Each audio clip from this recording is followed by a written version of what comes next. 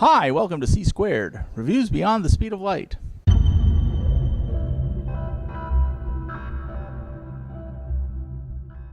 Hello, welcome to C Squared. I'm Christopher. And I'm Carma. And we're coming to you from the lobby of the Four Points Sheraton in downtown San Jose, just a block from the Civic Center, where we've just been attending WorldCon 76, the 2018 Science Fiction Convention. World Science Fiction Convention. This is the big one. There are lots of small conventions and lots of local ones, but this is the big one, travels around the world, and we got to go this year. Karma, how do we want to start off? Well, let's just give a little bit of background here. So I went to my first WorldCon 12 years ago, and I loved it. It was back then, it was in Anaheim.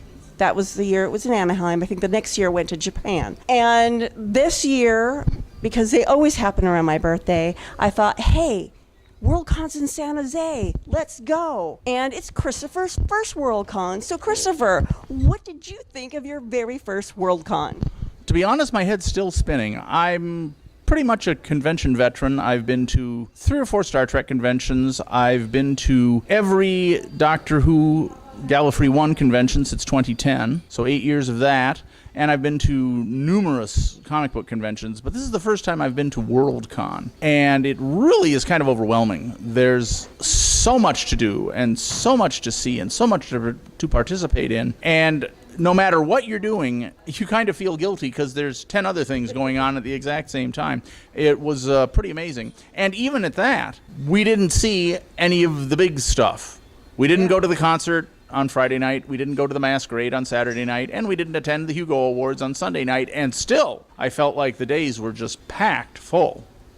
Indeed. And the way you look at WorldCon is you take your regular science fiction convention and you put it on steroids. Because not only are they doing what they would normally do, they add on there's lots of authors. In fact, today I got to shake Gregory Benford's hand because we went to see Bonestall today. You saw that episode, or will see that episode. And Gregory Benford was in the audience. And since he knew the director, they brought him up and had him talk. And I went up to him and I said, "Can I shake your hand? Gregory Benford." Ah! Just being here with all these titans of science fiction, you hear amazing stories. Like somebody asked Gregory Benford, "So, did you meet Chesley Bonestall?" And he said, "Oh, yes, he did. I met him." And they said, "Well, how did you happen to meet him?" And he said, "Well, you know, back when I was doing my postdoc work with Edward Teller, inventor of the A-bomb, Robert Heinlein said, 'Hey, let's go meet Chesley Bonestall.'" So this is not the kind of life most of us lead, but it's just amazing, amazing stuff. We're going to put notes down below of the things that we did. This was a several day. It started on Thursday and ended on Monday. It actually started on Wednesday. We got here Thursday. Our first day was Thursday. Well, the official opening ceremonies was on Thursday, although they were having events before the opening ceremonies. So if you're ever going to WorldCon, go early because they start early and they give you this thick, literally this thick. Oh, much thicker. Of a the official program. The official program that kind of it's their pocket guide that tells you about. The pocket guide is like this, so just so you know what's going on every day. It's really something. And there's usually like 20 different panels going on at the same time, so we can only tell you about what we went to. Right. And so let's start with our favorite. Well, before we do that, one thing I will mention, as we've noted on previous episodes, Karma is much more the literary science fiction person. I've dabbled in it a tiny bit, but I'm much more comics and movies and TV. And one thing I was really surprised about WorldCon is there was really very little about media, television, movies, with the exception of the 2 things we've mentioned. I guess they showed a couple of short films, but they weren't showing episodes of Star Trek or the Star Wars movies or what have you. And there weren't really very many panels about those things either. So it was much more focused on literary science fiction. Heinlein, Clark, Asimov, and people much later. And yes, we saw a panel with Harry Turtledove. And so it's far more focused on written science fiction, which kind of made me nervous at first, but as it turned out, I found that there was plenty there to listen to be interested in, and it was really very educational. And for the most part, we went to the same panels together. But there was one moment where we split up. I went to a Babylon 5 panel, and you went to a Perry Rodan. Yes. Immediately after I finished saying, of course, that there's no panels about media, she says that she went to a Babylon 5 panel, but that was about the only one in the whole convention that we saw. There might have been one about writing, what it's like to write for the Star Wars franchise or something. But yes, it was mostly literary. One of the things that I thought was interesting is I kept getting complimented on the t-shirts I wore. The first day I wore my Doc Savage t-shirt, and we attended a panel on the pulp magazines, and I must have had half a dozen people come up and engage me about that, and they told me about a Doc Savage convention, and all very friendly, interesting people. And then today I'm wearing a shirt with a picture of Forrest J. Ackerman on it, because where else could you wear a shirt with a picture of Forrest J. Ackerman and have anybody even know what it is, let alone compliment you on it? But I got positive comments on that too. And just in case you may be wondering who Forrest J. Ackerman is, because you may not be. That is true. He's the most famous fan of science fiction, but he's more than that, because he's been an editor, and he's been involved in fandom and science fiction probably since almost the beginning.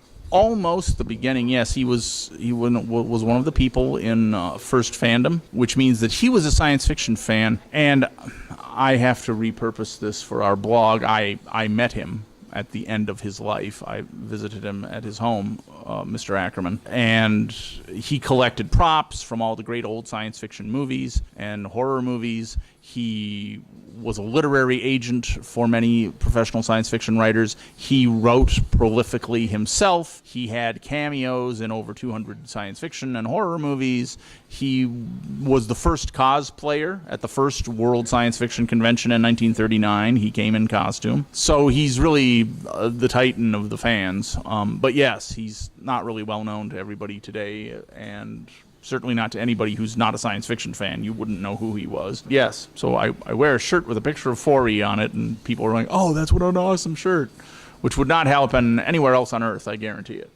Exactly. So my favorite panel, let's talk about, my favorite panel was the Babylon 5. I really enjoyed it. Apparently there's this movement going on trying to get Babylon 5 back on TV, the old episodes, so that new people can discover this wonderful TV show, which I personally feel is like the best science fiction that ever happened on television. It's excellently written. One thing I used to say when it was actually live is that you can watch Star Trek and fold your laundry, and you won't miss much. But if you blink at the wrong moment while watching Babylon 5, you'll be completely lost, because it is a very densely written show. And Straczynski, who created it, really did have a 5-year arc, and each episode had its own piece of that arc while also having its own individual story. And in the panel, I learned a little bit about some possible future, and as well as some behind the scenes. While Carma was attending the Babylon 5 panel, I was attending a panel on Perry Rodan. That's not a name that's well known to most Americans, but it's a huge science fiction franchise in Germany. It's been running every single week. A new magazine has been published every week since 1961. They've never missed one. And it is the gigantic science fiction franchise in Germany and the other German-speaking countries. And we had one of the writers from Germany, who was fluent in English, here doing the presentation on it. And he gave us sort of a history of the magazine and a history of what happens in it and the characters and how things have changed and sort of like that. There were some English translations of Perry Rodan done in the 70s by Forrest J. Ackerman, but they didn't last real long. They only got up to about 100, and it's not something that many Americans know about. And even in the panel, I don't think there were more than 15 people in the audience. And most of them, even though they were Americans, seemed like they were also fluent in German and read these in the original German, because they were talking about how bad Forey's translations were.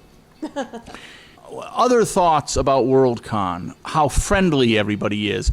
It's sort of a trope that you hear that, oh gosh, fans are the most wonderful people in the world and they're always so friendly to everybody. Well, I don't think that's always true all the time, but certainly everybody we encountered here was very friendly and very kind and very helpful and very honest. If you engage them. because I think a lot of science fiction fans are introverted, so we're not going to like go and talk. But if you strike up a conversation, they'll strike up a conversation. And why you mentioned honesty is because I put my phone down and walked away. And half an hour later, realized I didn't have my phone in my hand. And I panicked because my life is in my phone. And we went to the Lost and Found, and it was there.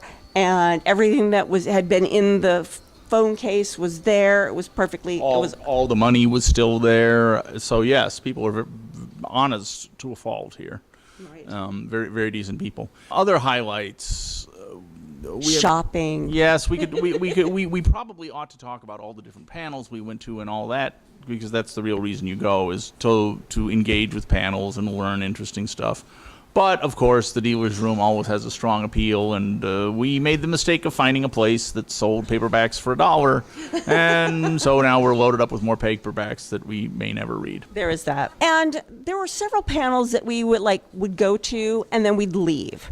And I just want to say this because I go to science fiction conventions because I love science fiction. And you know what? I grew up loving science fiction. And it just annoys the crap out of me when people are going, oh, when I read this science fiction story, I didn't see people like me. And I'm like, yo, white chick, I didn't see anybody like me either. Well, especially since you grew up watching Starman and Ultraman, in which the heroes were all Asian men. So yeah, there definitely wasn't anybody who looked like you. Yeah, and what did I do? I just put myself in the story. I used to play games that I was inside Starman and everything. And now, that said, I understand we do need to have fiction that's more diverse, and that's great. But sitting around and whining about the past accomplishes nothing. Whine. Change it. So I guess, overview, you might find a lot of panels that are not to your liking. That said, still go. I mean, if nothing, it's there's the dealer's room, and you get to meet authors, and there are interesting panels that just talk about the content, which is wonderful. We had an amazing experience. One of the people on the Pulp Magazine panel, I struck up a conversation with him, and he's an academic, and he's published some of his work on dime out novels and pulps in an academic forum. And as we walked from where the panel was to Author's Alley, where the writers sell their books and give autographs, we had this fascinating discussion about the creator and chief writer of Doc Savage back in the 1930s, who this guy has studied extensively, and he's been to his hometown, and he's been to the guy's home that he lived in. And it was just a wonderful, delightful conversation that you'd never have anywhere else. It was just amazing, and we kept having these interesting conversations with all the people that we'd meet here. Otherwise, it's not really any different from other conventions. It's just on a much bigger scale. So the art show has just fantastic art. The costume display of cosplayers is unbelievable. You look at some of the work people put into these, and you can hardly believe that. You wonder why these people aren't working for Hollywood. Oh, yeah. We saw this one costume which someone made that was it was what the Master wore in the American Doctor Who movie. The Eighth Doctor movie, yes. And it was probably more detailed than the one that was used in the show. Yeah. We're leaving out so much. They had the guest of honor at this convention was Spider Robinson, author of the Callahan's Cross Time Saloon and its spin-offs. And so they had a little faux Callahan's set up where you could sit and have a drink. They had a fanzine lounge and panels about fanzines with the discussion about, well, are blogs fanzines or do they have to be on paper? It was an amazing experience for me. As I say, I've been to many other conventions, but they've always been much more narrowly defined. This one was just really incredible. I'm bombarded with information and really interesting. And yes, if you ever have a chance to go to a WorldCon, by all means go. Be sure you get plenty of rest. If you can afford to, stay in the hotel by the convention, right next to it. We were only a block away, but the walk back and forth got a little inconvenient. Be aware that you're going to be spending a lot of money for food. And of course, every dollar spent on food is a dollar you don't have to buy a paperback. And there is something for everything. I mean, there are panels on filking, which is folk science fiction fan music. There were workshops on how to dance, various dances. There were workshops on knitting and quilting and art and costuming. There's a whole track on cosplay. There was a simulated bridge from Star Trek where you could go in and pretend you're the helmsman or whatever. And many of these are things that we did not get a chance to do, but even so, it was an amazing time. And there is a con suite. A lot of these conventions have a con suite, and we actually got some good meals, but never count on the con suite to feed you there, even though it's part of your membership. But they don't always have food there. They run out as people. So it's there for you. It's free food. It'll get you by, but definitely have a food budget. The last thing we talk about is really the first thing we experienced, which was the retro Hugos. Now, the Hugo Award is given out every year. It's the top science fiction award, and it's given for original writing. It's given for television programming. It's given for movies. It's given for all the creative process in science fiction. But during the earliest years, I don't think the Hugo was invented until 1959 or something. No, it was before. It was actually before, but during World War II, they didn't have any conventions and therefore didn't give out any Hugos. So they have started doing what they call the retro Hugos, where they put all the authors, all the stories that would have been new back then, and films that would have been new I think this year was 1942, was this year. And people, if you're interested, you can vote on whether you thought this story by Asimov or this story by A.E. Van Vogt should deserve the Hugo, and then they give out a posthumous Hugo for all these things. And the actual ceremony itself was interesting. It was a mixture of giving out the awards, a script that they had about two scientists from 1940 who had invented a radio that picked up sounds from the future. And then in between, they broke it up with some dance music, and the audience could go out and dance. So it was an interesting experience. Certainly, it was immensely entertaining, and what a great way to kick off the convention. And just talking about it, kind of what a great way to end our podcast today. Yeah, it was a lot of fun. If you have a chance to go to WorldCon, go. It is an experience worth experiencing. It's an experience you'll never forget, and you'll enjoy it. That's all for now. See you next time. And be sure to like us on YouTube and comment below, and stay tuned for the next episode. Oh, and if you are listening, please stop by the blog and watch the video version. We always add in fun stuff.